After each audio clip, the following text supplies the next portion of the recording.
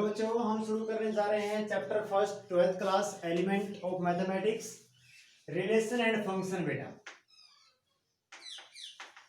Relation and function 11th class में भी हमने चैप्टर को पढ़ा था। बेटा हम बात करते हैं ए क्रॉस बी की। ए हमारे पास कोई सेट है प्यारे बच्चे 1 2 3 और एक बी सेट है बेटा, उसमें एलिमेंट हैं 4 6। कोई भी एलिमेंट ले लो, दो एलिमेंट हैं। हम निकालते हैं ए क्रॉस बी। तो ए क्रॉस बी क्या था बेटा? ए क्रॉस बी था 1 को उठाएंगे 4 के साथ, this is the ordered pair 1 4, ये ऑर्डर्ड पेयर बोलते हैं बेटा इसको हम। फिर 1 की 6 के साथ क्रॉस करेंगे 1 6 2 4 2 6 3 4 3 6। ये हमने 11th क्लास में पढ़ा था बेटा। हमने एक बात और पढ़ी थी कि A B not equal to B A B not equal to B A, मतलब ऑर्डर्ड पेयर बराबर नहीं होते। A B not equal to B A ये बराबर कब होते हैं बेटा? तब होते हैं अगर x1 y1 एक ऑर्डर्ड पेयर है और x2 और y2 अगर ये बराबर है, दो ऑर्डर्ड पेयर इक्वल हैं, तो x1 x2 के इक्वल हो जाएगा और y1 y2 के इक्वल हो जाएगा। तो यहां पर एक क्रॉस भी हमने निकाला। तो डेफिनेशन क्या बेटा? रिलेशन की definition very important and very आसान। डेफिनेशन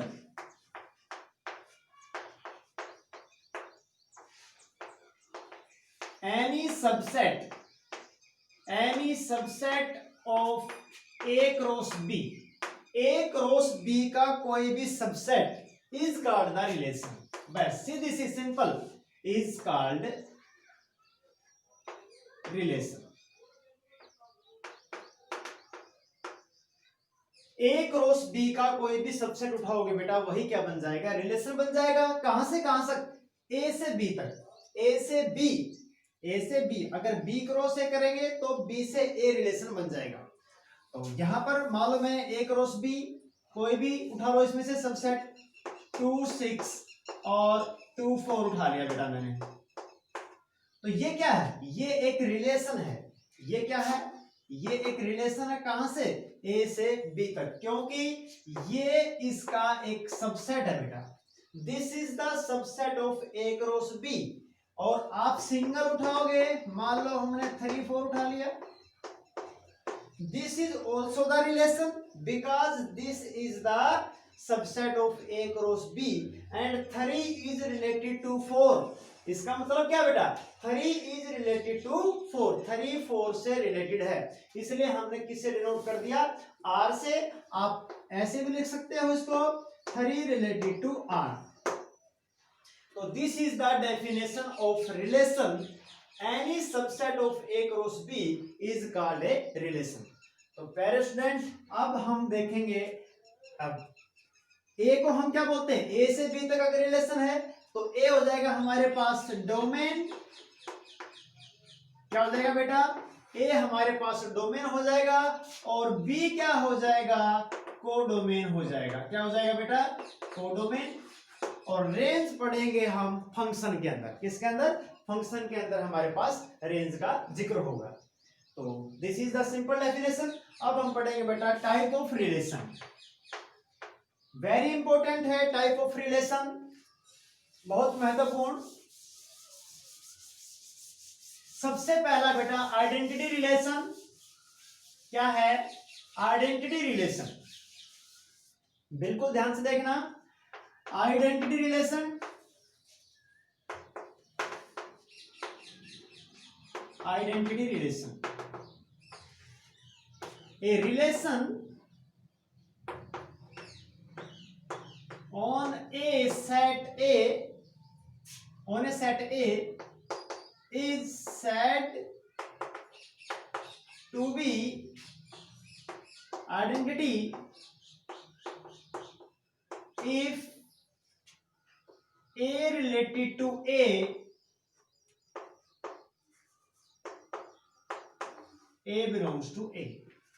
बिल्कुल ध्यान से, इसको हम ऐसे भी लिख सकते हैं, R is equal to A related to A, और ए कहां से बेटा, ए हमारे पास सेट ए से है, सेट ए से है। A relation on set A is said to be identity relation, identity relation if A related to A belongs to A. इसकी दूसरी डेफिनेशन बेटा, दूसरा, और हम क्या कहेंगे, इफ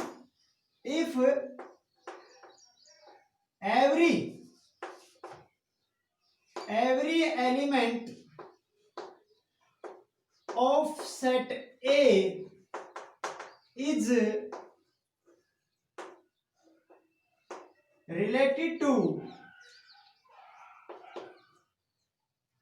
itself only। बहुत इंपॉर्टेंट है ये ओनली शब्द, बहुत इंपॉर्टेंट है।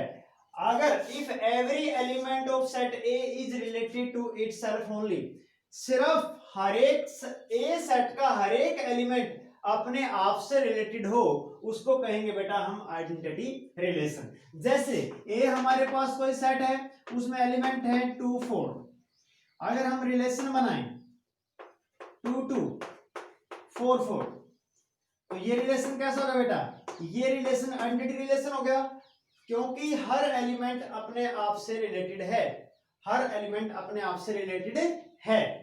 इसको हम कहेंगे आइडेंटिटी रिलेशन।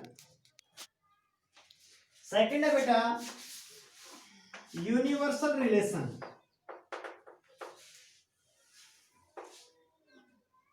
यूनिवर्सल रिलेशन बिल्कुल आसान है प्यारे बच्चे। क्या है definition, if every element of set A is related to each element of set A. Set A का हर एक एलिमेंट के साथ क्या होना चाहिए बेटा, रिलेटेड होना चाहिए, उसको हम बोलेंगे यूनिवर्सल रिलेशन।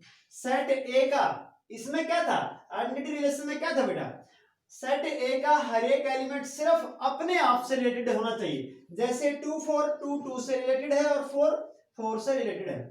यूनिवर्सल रिलेशन में हम क्या करेंगे, जैसे यही सेट लेते हैं तो इसके अंदर क्या हो जाएगा, 2 4 से भी रिलेटेड होगा बेटा, और 4 2 से भी, और 4 4 और 2 2 भी, ये सारे एलिमेंट आएंगे यूनिवर्सल रिलेशन में। क्या है, if every element of set A is related to each element of set A. Actually ये है रिलेशन ए से ए तक, मतलब ए क्रॉस ए 2 4, और क्रॉस करिए आप 2 4 के साथ, तो बेटा 2 2 2 2 आ गया, 2 4 2 4 आ गया, 4 2 4 2 और 4 4। तो इसको बोलेंगे बेटा यूनिवर्सल रिलेशन। हर एक एलिमेंट के साथ रिलेटेड होना चाहिए, इसको कहेंगे हम यूनिवर्सल रिलेशन। उसके बाद आता है बेटा हमारे पास एम्पटी रिलेशन। क्या आता है, वॉइड रिलेशन या एम्पटी रिलेशन, वॉइड रिलेशन या empty relation. void relation, if no element is related to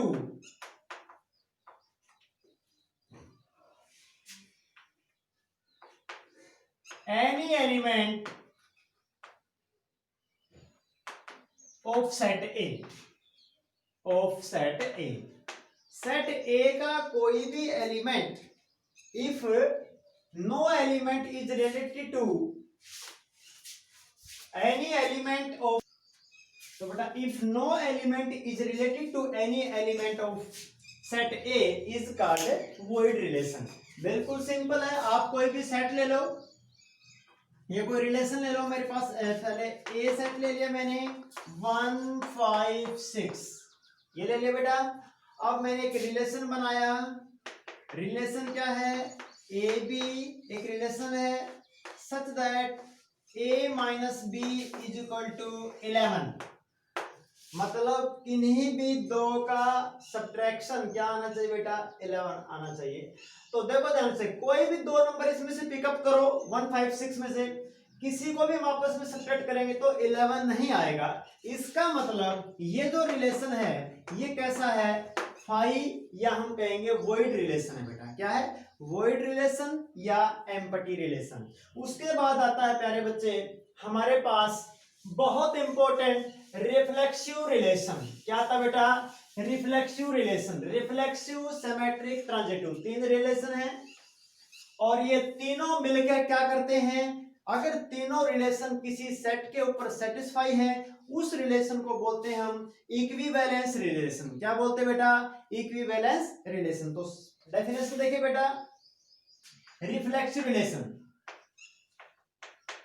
reflexive relation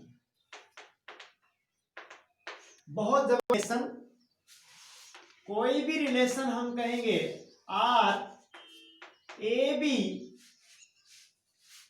A belongs to A related to A for all A belongs to A.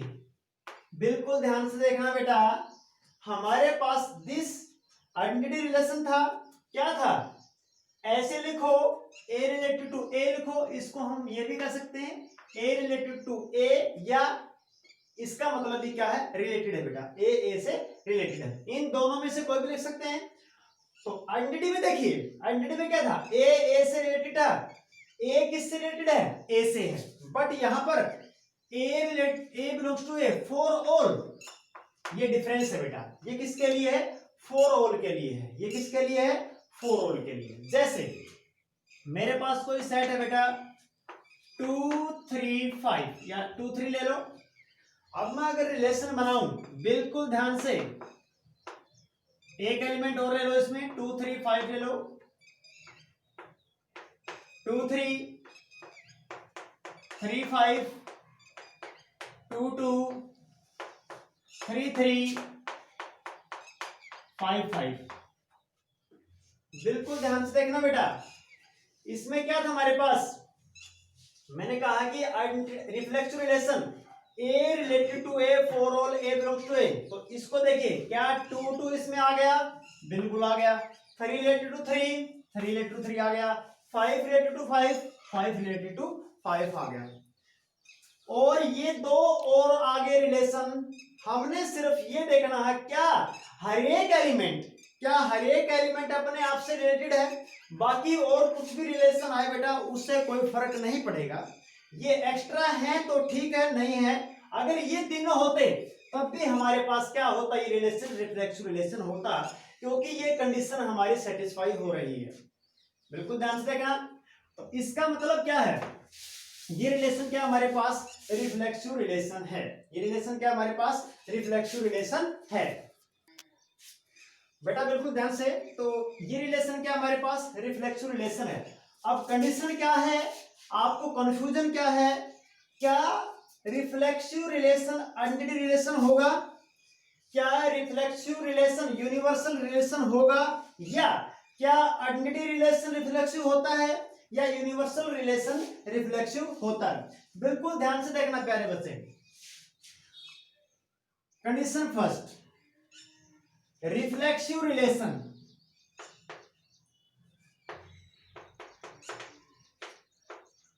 is identity relation, is always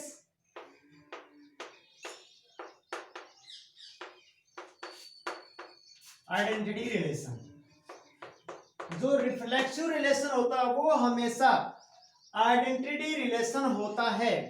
क्यों बेटा, क्योंकि वो इसकी condition fulfil कर रहा है। इसमें condition क्या थी, A related to A, A related to A. बेटा ये हमारा गलत है, थोड़ा सा गड़बड़ हो गया, इसमें उल्टा बोल गए हम। इसमें आएगा कि आइडेंटिटी रिलेशन, कंफ्यूज होना, बिल्कुल दोबारा देखो फटाफट, इसमें आएगा identity relation, identity relation is always reflexive, is always reflexive, but converse need not be true. Converse need not be true.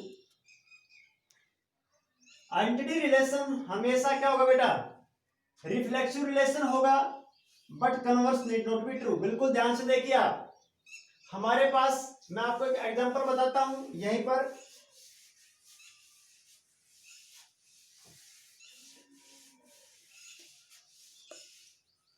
जैसे मेरे पास सेट ए है, यही ले लो बेटा, 4 अलग से ले लो, 4 5 7, ये मेरे पास एक सेट है, एक मैं रिलेशन लिख रहा हूं, बिल्कुल ध्यान से, 4 4 5 5 और 7 7। ये रिलेशन क्या है, ये रिलेशन हमारा आइडेंटिटी रिलेशन है, क्योंकि मैंने बोला था आइडेंटिटी रिलेशन क्या था, सिर्फ हर एक एलिमेंट ओनली अपने आप से रिलेटेड हो। तो 4 4 5 5 7 7, और ये रिलेशन क्या हमारे पास, ये रिलेशन रिफ्लेक्सिव रिलेशन भी है बेटा। क्या है, रिफ्लेक्सिव रिलेशन भी है। तो क्यों, क्योंकि उसने कहा था हर एक एलिमेंट अपने आप से रिलेटेड हो, तो दोनों कंडीशन हमारे पास ये फुलफिल कर रहा है। But converse need not be true, converse true नहीं है। बिल्कुल यही देखो आप, इसी को देख सकते हो, ये रिलेशन कैसा है, 2 3 3 5 2 2 3 3 5 5, ये रिफ्लेक्सिव तो है बेटा, बट आइडेंटिटी रिलेशन नहीं है, क्योंकि इसमें 2 3 से रिलेटेड हो गया और 3 5 से हो गया। जो ओनली वाली कंडीशन थी, ओनली, वो हमारी क्या होगी, कैंसल आउट होगी। तो इसका मतलब this relation is reflexive but not identity.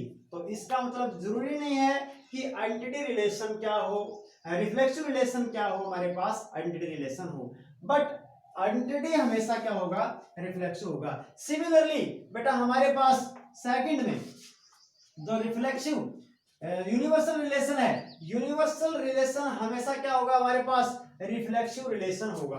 क्या होगा, रिफ्लेक्सिव। यूनिवर्सल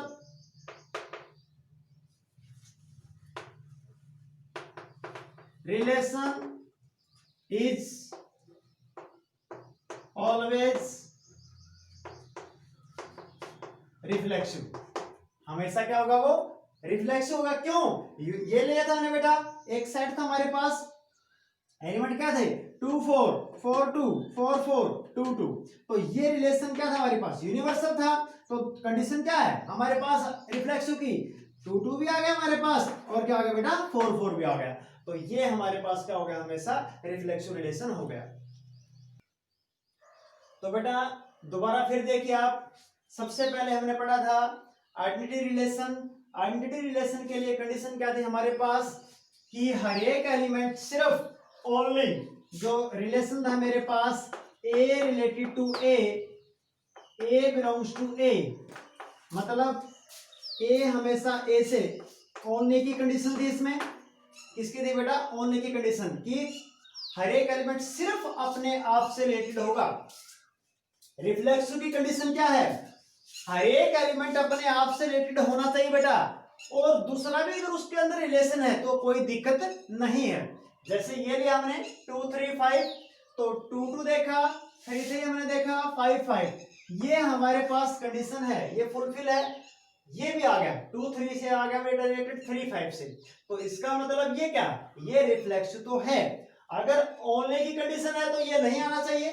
इसका मतलब आइडेंटिटी रिलेशन हमेशा रिफ्लेक्सिव होगा, बट रिफ्लेक्सिव रिलेशन आइडेंटिटी हो भी सकता है और नहीं भी हो सकता है, दोनों कंडीशन है। इसी प्रकार यूनिवर्सल रिलेशन में देख लो आप, यूनिवर्सल रिलेशन था सेट ए के ऊपर, जिसमें दो एलिमेंट थे 2 और 4, तो क्या था, 2 4 4 2 4 4 2 2, तो सभी एलिमेंट किसे हो गया, सभी से रिलेटेड हो गए। तो ये भी रिलेशन कैसा हो गया, रिफ्लेक्सिव हो गया, क्योंकि इस कंडीशन को हर element for all A belongs to A, तो ए से होना चाहिए, तो 2 2 भी आ गया और 4 4 भी आ गया। तो इसका मतलब प्यारे बच्चे यूनिवर्सल रिलेशन भी क्या होगा हमारे पास, रिफ्लेक्सिव हो गया। आपको समझ में आ गया होगा। अब नेक्स्ट हमारे पास सिमेट्रिक रिलेशन। नेक्स्ट है बेटा सिमेट्रिक रिलेशन। सिमेट्रिक रिलेशन क्या था, if A related to B, अगर ए बी से रिलेटेड है तो क्या होना चाहिए, this implies B related to A. ऐसे लिख सकते हो या आप ऐसे लिख सकते हो, बी रिलेटेड टू ए। अगर ए बी से है तो बी भी ए से रिलेटेड होना चाहिए बेटा, उसको हम कहेंगे सिमेट्रिक रिलेशन। तो जैसे हमारे पास कोई सेट आप ले लो, आप ए बी सी 3 एलिमेंट ले लो, एक रिलेशन बनाओ बेटा, ए B A C A B A. ये देखिए बिल्कुल ध्यान से, तो इसको हम देखेंगे बेटा, ए बी से है तो क्या बी ए से है, बिल्कुल है। ए सी से है तो क्या सी ए से है, बिल्कुल है। तो ये रिलेशन हमारे पास क्या होगा बेटा, सिमेट्रिक रिलेशन होगा। सिमिलरली आइडेंटिटी रिलेशन हमेशा क्या होता है, सिमेट्रिक होता है, और यूनिवर्सल रिलेशन भी हमेशा क्या होता है, सिमेट्रिक होता है। नेक्स्ट आता है बेटा third, transitive. Transitive relation. Transitive relation में क्या था बेटा, if A related to B and B related to C, this implies A related to C. A C से रिलेटेड होना चाहिए बेटा, उसको हम कहेंगे ट्रांजिटिव रिलेशन। क्या कहेंगे, ट्रांजिटिव रिलेशन। तो बेटा सभी रिलेशन हमारे पास आइडेंटिटी रिलेशन था, यूनिवर्सल रिलेशन था, वॉइड रिलेशन था, reflexive, symmetric, transitive. Reflexive, symmetric, transitive, अगर तीनों कंडीशन हमारे पास होल्ड हो जाती हैं तो उस रिलेशन को बोलते हैं इक्विवेलेंस रिलेशन। क्या बोलते हैं बेटा, इक्विवेलेंस रिलेशन।